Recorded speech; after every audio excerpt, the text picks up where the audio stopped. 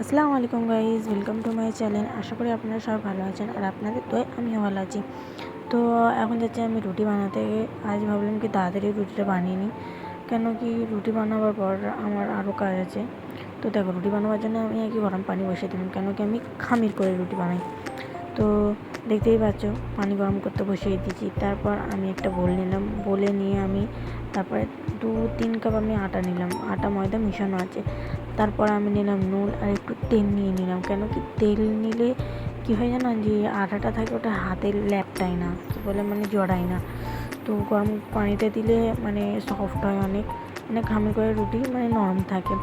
তো আমি গরম পানি দিয়ে আটাটাকে ভালো করে মানে 5 থেকে 6 মিনিট আমি ভালো করে আটাটাকে ছেনে নেবো। ছেনে নেওয়ার পর আমি গোল্লা করে নিলাম, মানে আমাদের যত পিসে লাগবে। তো আমি 8 থেকে 9 পিস রুটি বানালাম, মানে গোল্লা করলাম। তারপর গ্যাস জ্বালালাম, গ্যাস জ্বালাবার পরেই আমি তাওয়া দিয়ে, দেখতে পাচ্ছ এরকম গোল গোল রুটি। এটা হয়তো আপনারা পারবেন না, না সরি, ঢং করছিলাম আমি একটু। তো দেখো, রুটি বানাতে তো সবাই পারে, বাট এটা সবাই জানে কি এটা ঢং, এটা আমি ঢং করছিলাম, এটা তোমরাও জানো। তো রুটি বানাবার পরে দেখো কত মানে ডেঞ্জার হয়ে গেল আমার কিচেনের বদদোয়া, মানে কিচেন আমাকে বদদোয়া দিয়ে দিল। তারপর আমি ভালো করে কিচেনটাকে পরিষ্কার করলাম।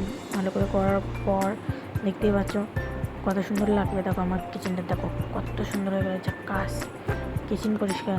তারপর আমার ঈশান নামাজের টাইম হয়ে গেছিলো, তা আমি এবারে যাচ্ছি নামাজ পড়তে। নামাজ পড়ার জন্য আমি সবথেকে আগে উজু করে নিলাম।